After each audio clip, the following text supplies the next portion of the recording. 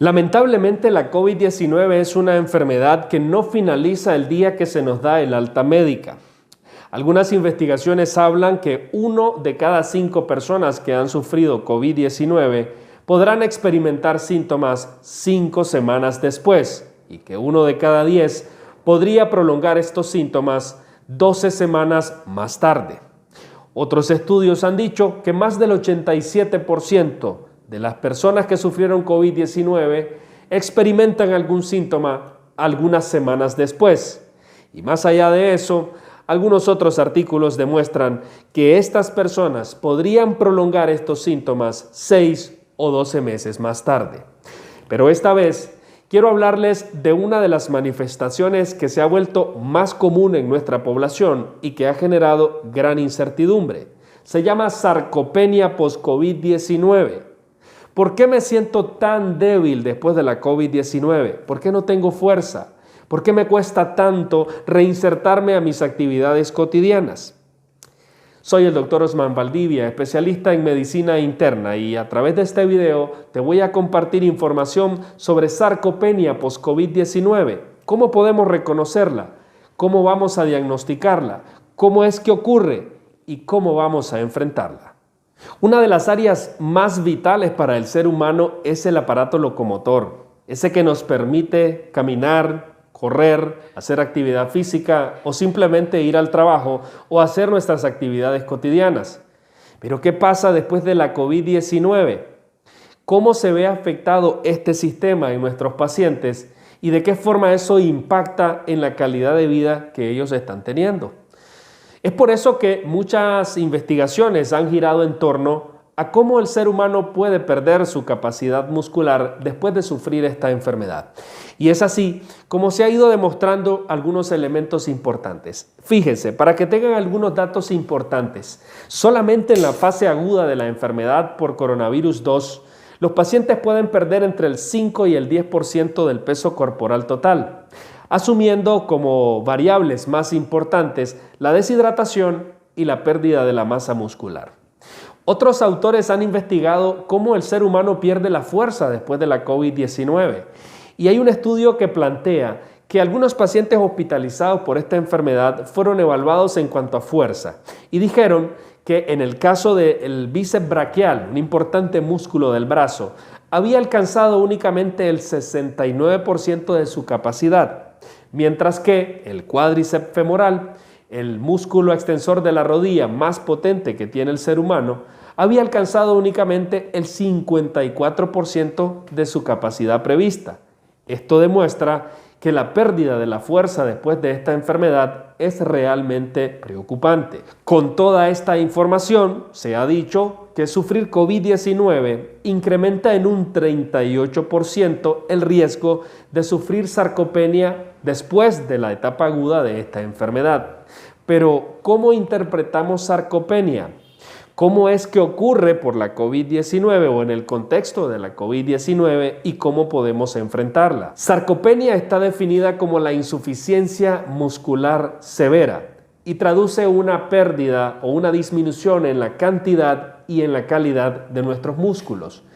Es por eso que perdemos masa, fuerza, velocidad y potencia muscular. Sencillamente, como mecanismo general, porque el consumo o la degradación muscular es mayor que la producción de proteínas que van a ir formando nuestros músculos. Pero, ¿qué consecuencias tiene un paciente con sarcopenia post-COVID-19? Un paciente que ha sufrido esta condición, además de la importante reducción en la calidad de vida y la dificultad para reinsertarse en sus actividades de casa o del trabajo, puede tener mayor fragilidad, mayor probabilidad de sufrir caídas, mayor probabilidad de sufrir fracturas, infecciones y por tanto aumentar el riesgo de morir, sobre todo en una persona que viene saliendo de una enfermedad bastante debilitante. Pero ¿cómo podemos enfrentar a un paciente sufriendo esta secuela? Lo primero es que debes saber que hay 5 elementos importantes para generar sarcopenia después de la enfermedad por el nuevo coronavirus. Número 1 es la dieta, número 2 son las condiciones previas del paciente, número 3 es el sistema inmunológico, número 4 es el daño vascular y en el quinto punto la inactividad física. Como un paciente que sufre de COVID-19 reúne todas estas condiciones. Para que se den una idea, la dieta. Los pacientes con COVID-19 pierden el apetito por múltiples razones. Han perdido el olfato en algunos casos, en otros casos han perdido la capacidad de percibir los sabores, en otros casos tienen anorexia, que es una pérdida completa de la ingesta o de la necesidad de ingesta de alimentos. Además de esto, la reducción en el aporte de calorías que solemos dar a un paciente que se encuentra en mal estado de salud. Como segundo punto son las condiciones previas de mi paciente. Si este paciente está en estado de malnutrición, desnutrición, tiene comorbilidades como diabetes, hipertensión, obesidad, es un paciente frágil, es un paciente que tiene muy poca capacidad física, está su estado muscular en un estado subóptimo, por ejemplo, aquellos que han dado positivos para citomegalovirus y aquellos que tienen niveles muy bajos de vitamina D, para mencionarles algunos ejemplos. Por otro lado está la respuesta inmunológica de mi paciente y cómo enfrenta los niveles de inflamación que esta enfermedad trae. Recordemos que en los pacientes con COVID-19 podemos encontrar altos niveles de interleucina 6 y algo que llamamos factor de necrosis tumoral alfa. Esta respuesta inmunológica se ve deteriorada por los altos niveles de inflamación en un paciente que además tiene otras condiciones asociadas que lo hacen tener un debilitamiento de su sistema. El daño al endotelio de los vasos sanguíneos, la capa más íntima o más cercana al flujo sanguíneo que tenemos en nuestro organismo y cómo se ve afectada por macro o microtrombos, es decir, la formación de pequeños o grandes coágulos que también destruyen nuestro sistema vascular. Y por último, la inactividad física que tiene un paciente porque lógicamente sus síntomas no le permiten realizar ningún tipo de actividad, sobre todo aquellos que están hospitalizados o aquellos que inclusive requieren asistencia en una unidad de cuidados intensivos. Estos 5 grandes elementos son los que provocan, en definitiva, que el músculo sufra al nivel de perder masa, fuerza, velocidad y potencia.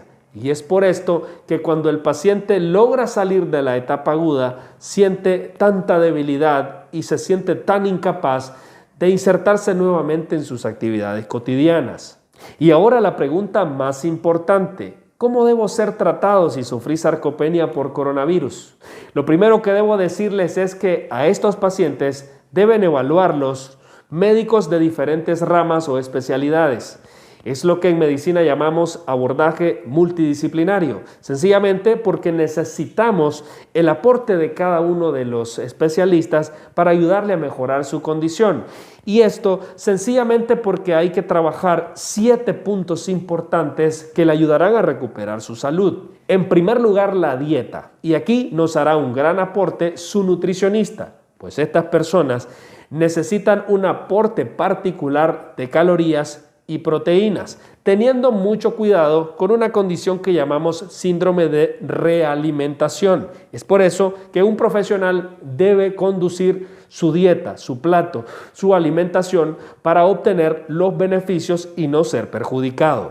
En segundo lugar, necesitamos mantener un importante nivel de líquidos. Su volumen circulante debe de garantizar las necesidades básicas y si está perdiendo por alguna condición, también debe ser repuesto y de esta forma evitar el sufrimiento de muchos de sus órganos, sobre todo de su riñón. En tercer lugar, el aporte de algunas vitaminas y microelementos que son esenciales para su funcionamiento y sobre todo para la función muscular. Aquí debemos aportar principalmente vitamina D para alcanzar niveles óptimos y de esta forma mejorar la fuerza y la calidad de sus músculos. Como cuarto punto, sabiendo que existe un cambio en la microbiota intestinal, nuestros pacientes van a necesitar aporte de prebióticos y de probióticos. En quinto lugar, la rehabilitación física. Estas personas necesitan necesitan actividad aeróbica.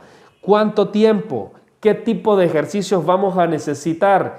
Eso va a depender de la condición de cada paciente y por eso debe ser conducida por su médico. Como puntos 6 y 7, los últimos, pero no los menos importantes, están el control de ansiedad. Recordemos que gran parte de los pacientes post-COVID-19 han desarrollado trastornos de ansiedad o incluso depresión. Estos pacientes necesitan asistencia inmediata porque nada de lo anterior sería posible si usted no controla sus niveles de ansiedad.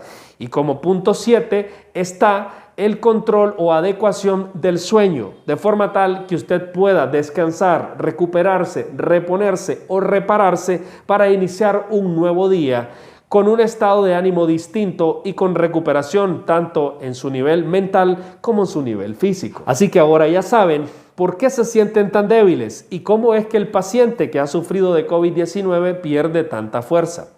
Si les pareció este video interesante, regálenos un like, compártalo con las personas que igual que usted sufrieron de COVID y están teniendo estas mismas manifestaciones. Compártalo con sus amigos o con sus familiares. Suscríbase a nuestro canal de YouTube, Primero Salud TV, o regálenos un like en la página de Facebook, Dr. Osman Valdivia Internista. En cualquier momento vamos a compartir más información interesante para ustedes.